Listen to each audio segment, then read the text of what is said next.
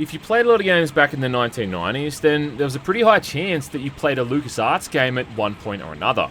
And they were really responsible for some of the most memorable and unique titles from that era, even at a point when the industry was just constantly popping out banger after banger.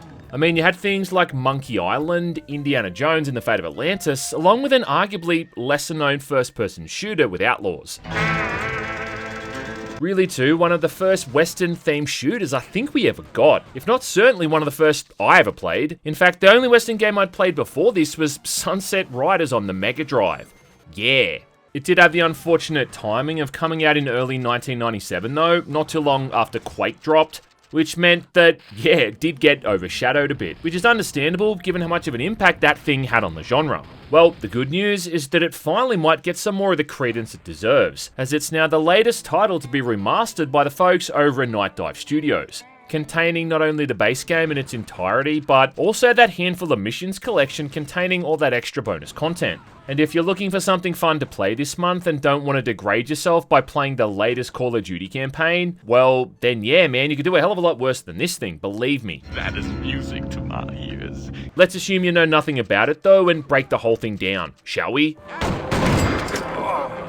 Before I get too far into things though, I do have to talk about Odoo, an all-in-one business management platform, which is basically a full suite of different apps designed to help companies run everything from one place, with stuff like marketing and accounting tools, along with what we're going to take a look at today with website building.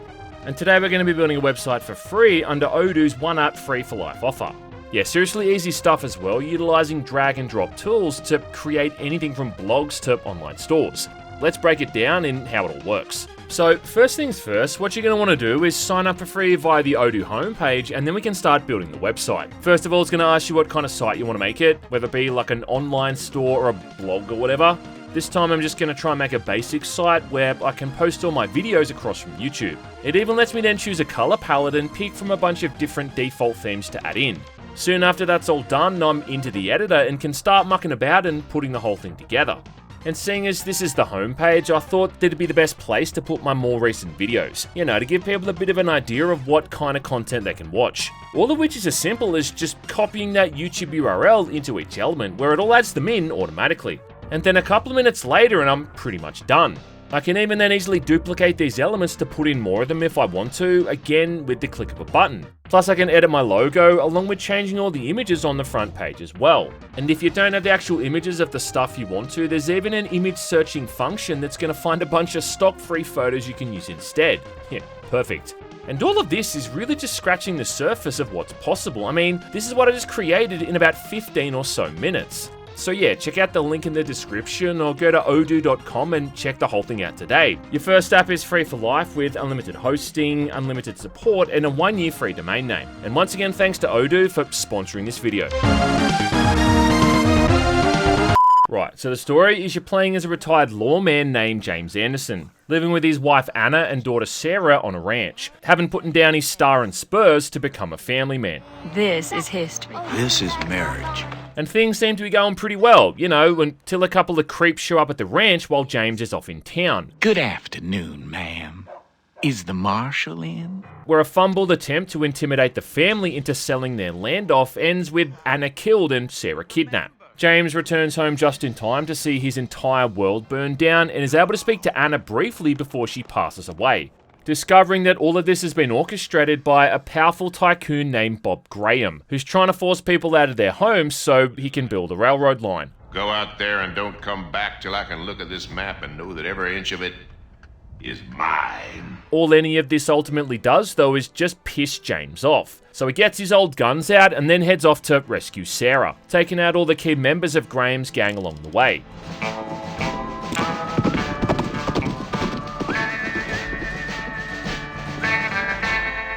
It's all very spaghetti western inspired, with the biggest and most obvious parallels being to Sergio Leone films, especially Once Upon a Time in the West. I mean, the whole premise of a railroad tycoon upending innocent people as part of some greater plan to expand his empire is almost the exact same plot as that one in the film. It even opens more or less the same, with a family being attacked and ultimately killed, with the original plan being to intimidate them and not murder them. Was it necessary that you kill all of them? I only told you to scare them. I did not mean burn down the property, kill the wife, and kidnap the child. There's a whole backstory revealed eventually throughout the game here too in regards to James' past, showing a vague flashback sequence with a mysterious antagonist, which again kinda mirrors the Man with the Harmonica's whole origin story as well. More than that though, you got lots of stylized shots with close-ups of people's faces and their eyes. Then there's longer, more expansive wide shots that really just seem to hang on to the moment. Well, how about this guy for instance, who in no way resembles Lee Van Cleef? Boys, did I tell you how much I hate lawmen? It's a small world. Well, how about how the armor in the game is through wearing boilerplates, which, yeah, I'm sure is in no way a reference to a fistful of dollars either. I mean, even just the theme of the protagonist seeking revenge is a recurring theme in a lot of those Leone films. How do I know you're telling the truth? 'Cause I don't want to die. And then the music is more or less just flat out emulating the stuff that Ennio Morricone did as well, with a lot of whistling, twangy guitars, and weird vocalization.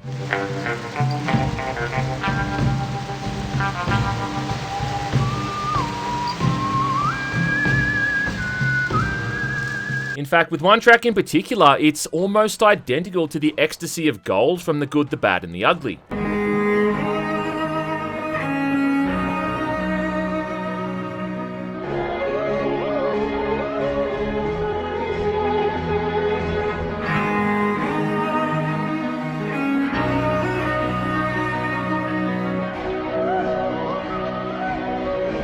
Yeah, which by the way, also happens to be the name for all the difficulty modes. In fact, it is hard to overstate how good a lot of this music actually is, all composed by Clint Bazakian, who had a pretty illustrious career as well, having worked on stuff like the Uncharted games, Killzone, and World of Warcraft. But yeah, I don't think any of the music he worked on for those games sounded anything like this. As they say though, if you're gonna steal, steal from the best. And about all it's missing is Claudia Cardinale sitting in a bathtub. Yeah, Outlaws. There is quite a lot of cool little details in this game too, a lot of which was really at the forefront of the genre back then. Like for starters, I'm pretty sure it's one of the earliest FPS games where you had to manually reload your own weapons. At least it was before that kind of thing was commonplace, like considering Duke Nukem 3D came out that same year and didn't have it at all. As well as it being one of the earliest games where you had a stamina system and could sprint, along with being able to actually swim. Was also an early example of a game world being much more interactive, like in the way you could shoot out stuff like windows, but then also shoot props like metal stoves, pans, and bottles. If you shot the oil lamps on the ceilings, they'd even smash, and then the fire would fall to the ground and slowly burn off. Plus it had destructive walls, which was again something only just being introduced into the genre, primarily with the build engine and games like Duke Nukem and Blood that same year. Yeah man, like speaking of 97, that was the year we got Duke Nukem, Blood, and Shadow Warrior. And I think that everyone was just too busy rightfully jacking off over those games to really notice that Outlaws in a lot of ways did things just as good as they did. Like a lot of the other random little details that they've added in, like how if you shoot someone at point blank range with a shotgun, you can literally see them get blasted backwards from the force. And if you shoot someone and they fall off a cliff or a high ledge, they let out this very over-the-top cinematic scream as they plummet to their death. Which is about the closest we get to the Wilhelm scream without it actually being the Wilhelm scream. The other thing that was really interesting about Outlaws is how all of these cinematics were fully voiced and animated, using this unique hand-drawn art style, which was the kind of thing that we just didn't really see all that much, especially not in first-person shooters. They were not only frequent, but they did a good job of explaining how you got from one area to the next, making it all feel like this large, overarching journey. You know, compared to stuff again like in Duke Nukem 3D, where all the cinematics did was bookend each of the main episodes. I'm Duke Nukem. This is actually one of the elements of the remaster which seems to be the least changed as well. Especially when you consider how in some of those other recent remasters, the cinematics were more or less recreated from scratch. Like in the case of System Shock 2, Heretic and Hexen, and what it looks like they're also doing with the upcoming and arguably unnecessary Blood remaster. Here though, it just looks like it's been upscaled without actually being redrawn, which, you know what, probably makes sense. Considering that having to redo entire hand-drawn traditional animation like this probably would have been super expensive, not to mention a massive time sink. Well, I reckon that's true. In regards to the remaster, well, it's pretty standard stuff and what we've really come to expect from Night Dive at this point, being an entire overhaul of pretty much every aspect of the presentation, apart from the cinematics, with all the textures, weapon and enemy sprites, heads-up display and menus making the whole thing feel much more modernized. Got the option to toggle back and forth between either the original or the remastered graphics with the press of a button, so yeah, even if for some reason you don't want to play this with the updated visuals, you can easily just turn it off, and still play through a highly accessible but far more vanilla looking version. But I do think this is again one of those instances where the visuals have been updated but also kept artistically in line, to the extent that you almost kind of forget that you're playing a remastered version to begin with. Because aesthetically, it's mostly in line with the original in every possible way, you know, which is what you want. You don't want to constantly feel like you're playing something that's completely butchered the tone and the art style. And most of the other updates are minor at best, like with the water effects and the lighting. In fact, about the only big change I really noticed was how when you reload the revolver now, you can actually see through the chamber, whereas in the original it was just a black void.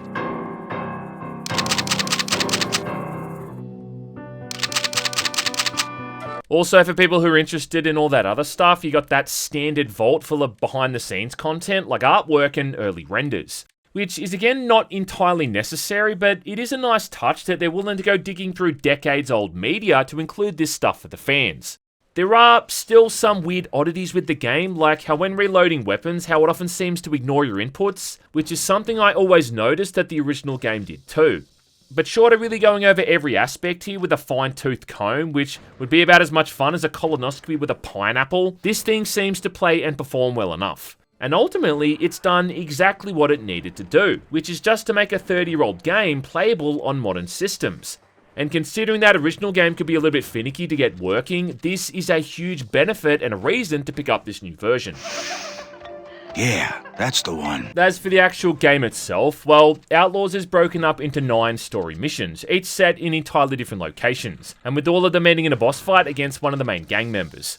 It didn't reinvent the wheel in that regard, you know, considering all of this was par for the course for a 90s shooter, but the map design did a pretty good job of making sure that things didn't feel too repetitive or samey from level to level. First level set in Slim's hideout, which is comprised of about 3 different buildings you need to make your way through. A lot of which is underground, where you've got to use an oil lantern to light the way. Again, another mechanic which was pretty unique for the time. And as an opening level, it's pretty straightforward stuff, with a bit of basic key hunting and then some fumbling around in the dark until you finally find Slim and put this guy out of his misery. It introduces the first 2 main weapons, the revolver and the rifle, both of which never really stop being effective for the rest of the game.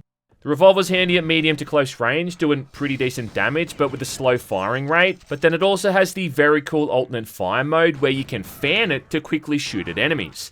Something which never stops being awesome and is almost a mandatory feature for a Western game. Yeah, get 3 coffins ready. My mistake. 4 coffins. You'll also likely find the Sheriff's Badge, which is an item which amplifies the damage you do, but then also how much of it you can take. So yeah, dog, for an introductory level, it does a great job of showcasing a lot of these key mechanics. Then the next level, in the town of Sanctuary, is like Slim's hideout on steroids. Easily more than twice the size and comprised of over a dozen different buildings, really making it feel like an actual town. And it is kind of cool as well in the way you can explore this place in any order you want. It introduces the new mechanic of using crowbars and shovels, like using a crowbar for instance to force your way through jammed doors, and then the shovel to dig through soft dirt, in this instance as a means to get inside the bank.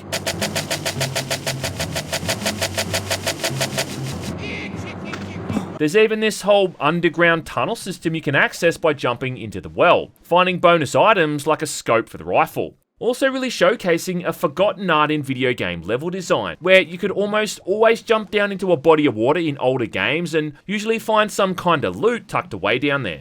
This was also the level that was in that old demo from way back when in the early 90s, making it something I replayed through more times than I can even count. And if you also played that demo, then I'm going to assume that that end of level cinematic is burned into your brain at this point. Good shooting, mister. But you're already too late. along with that one very specific line of dialogue from the enemies. Where are you, Marshall? Anyway, in this level, you'll also find the first of many shotguns. Does that sound effect seem familiar? Well, if you're into FPS games, it should, because it's the same sound effect used for the AK-47 in Counter-Strike 1.6.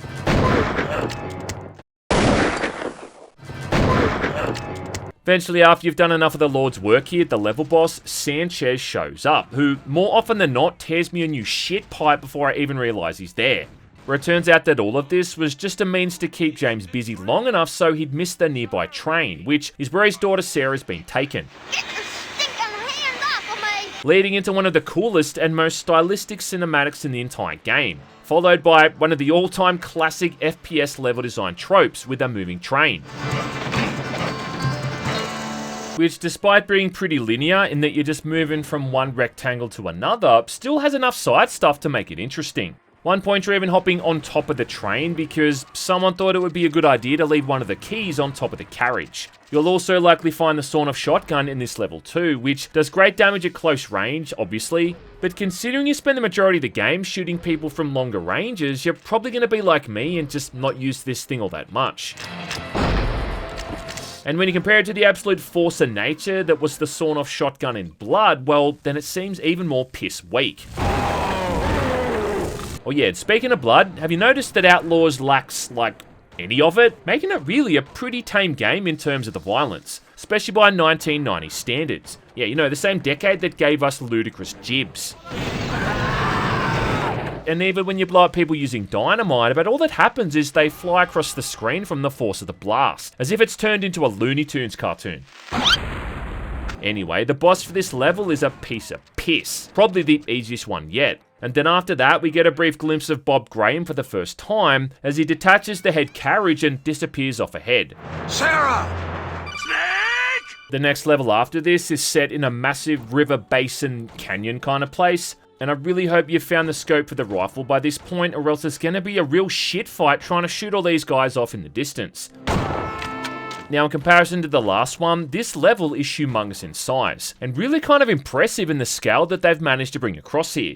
Around the halfway mark, you got to jump off a cliff, the aptly named Dead Man's Leap, and there's a lot of skulking through caves and dark tunnels as you navigate your way ahead. It all just makes for a nice change of pace from all the key hunting in those previous areas, you know, to now just have a bit more of a straightforward journey through a more organic feeling environment. Especially considering the level after this set in the sawmill is by far the most confusing one in the entire game. Oh, shit. Though it is also, I think, the first time when you find the double barrel shotgun, which is going to be doing some heavy lifting for the rest of the story.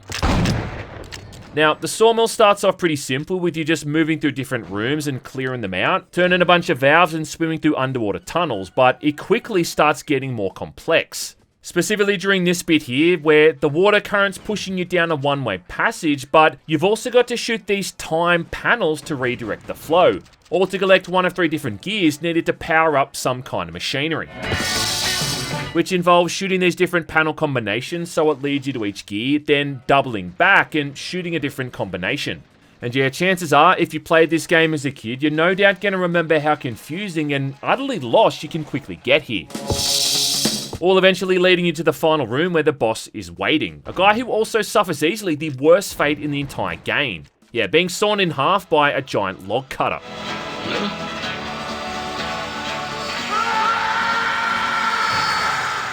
Too bad. I was hoping we could talk. Overall, this is definitely the most tedious level in the entire game, and I don't know what it was about old 90s games and LucasArts specifically, where they felt they always had to include some kind of elaborate, confusing sewer-type level, usually involving water flow and navigating dark tunnels. The good news is that from here on in, it's all a lot simpler, because the 6th level is an old fort, which feels a lot more like some of those earlier stages, with more key hunting and exploring the place at your own leisure and being far less confusing than that sawmill. Followed after this by the mines, which again is quite large and complex, but then relatively easy to navigate, as long as you've got a functional central nervous system and know how to use the map. And the good thing about this one is you also get to kill Doc at the end of the level. Yeah, that same arsehole who killed your wife and burned down your home. Watching this fucker fall down an open mine shaft, along with getting this badass shot at James as he lights up a cigar. You know, I kind of liked her. She smelled sweet, that woman. Like a rose. You done fucked up now! I mean, I'd argue that at this point, this guy's more of the main villain than even Bob Graham is.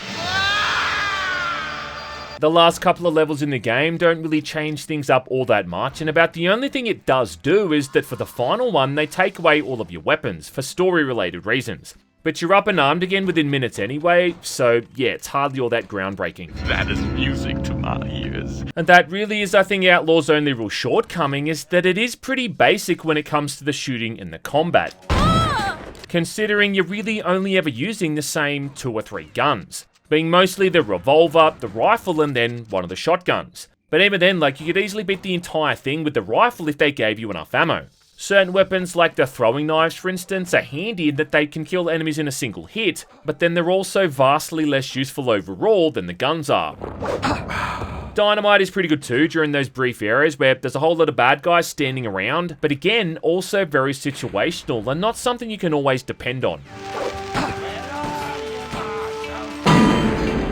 And I think the only time that I ever used the Gatling gun was during those bonus missions where I just buggered around with it because I got bored. The enemy variety is also really lacking. I mean, it's really just guys with guns along with more guys with guns, followed by guys with guns. Occasionally you might come across these tarantula-looking things inside some of the caves, but really it's just this whole platoon of jail-dodging scumbags.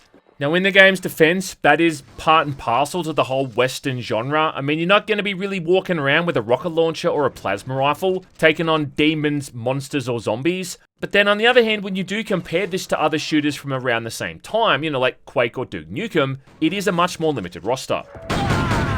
The only other real problem with Outlaws is how taking damage seems to work. In the way that you really only ever seem to be taking no damage in this game, or an obscene amount at once.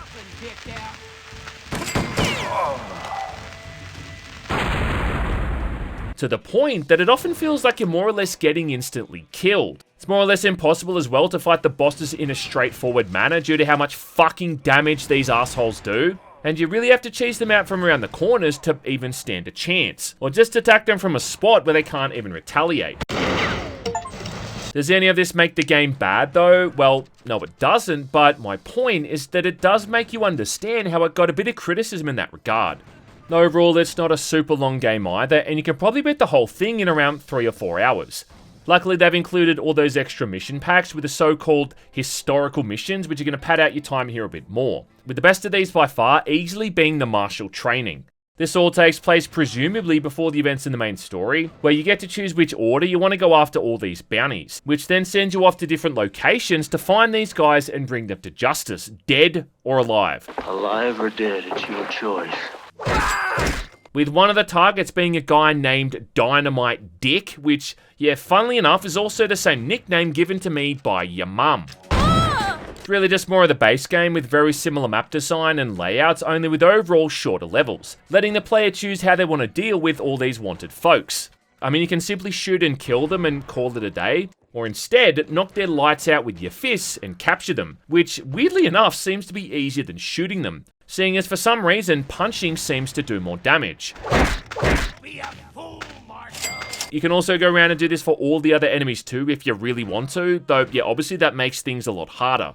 All of which then levels up your ranking, starting as an associate deputy all the way up to a marshal. Even unlocking bonus maps you can check out as well, the best of which is by far an Indiana Jones inspired one. Come again? Yeah man, this thing is full on Raiders of the Lost Ark, where you're going into this underground temple, avoiding spiders and booby traps, along with grabbing the literal fertility idol and then hightailing it the fuck out of there. Oh yeah, and a funny story, one of the first videos I ever put up on YouTube on my now buried dead original channel was me recording myself playing through this level with music I'd edited in from Raiders of the Lost Ark. The other missions include the Civil War, Ice Caves, Villa, and then Wharftown. All of which you can beat in around 20 or so minutes, and all of which have different degrees of quality. Civil War, for instance, has got some pretty cool sections, like this bit here where you blow up a dam to make the water rise. then Wharf Town is probably the most challenging, with the player having to find all these sneaky little routes through the different buildings, and it also having one of the best looking skyboxes in the entire game. That was beautiful. And Villa is pretty fun too, being a smaller, more self-contained map. We need to find some key items to get through locked areas before then taking on the boss underneath the building. It's the ice caves, however, which are complete and utter dog shit. I mean, it's set exactly where it sounds, but it has that stupid old school video game trope, where when you're running on ice, you slide all over the place and can barely control your momentum. Then at one point, it's like it turns into a CS surfing map and you're sliding down icy hills near uncontrollably. Before the final boss is in this large area where you're in an open body of water and have literally nowhere to take cover. I mean, it's total ass. Still though, none of that is hardly Night Dive's fault, and overall, despite one particularly crappy mission, Outlaws still holds its own as a really solid 90s shooter. It is definitely a sum of its parts kind of game, and while it's not often regarded in the same league as other stuff that released around the same time, that doesn't mean it's not worth checking out. Which, yeah, thankfully you now can thanks to this remaster. Night Dive have again done a great job here of making sure that all the titles like this get the recognition they deserve, and more importantly are easily accessible. And you know what, at the end of the day, I ain't got a problem with that. And yeah, surely it's only a matter of time now until they can finally get the license to No One Lives Forever and AVP 2.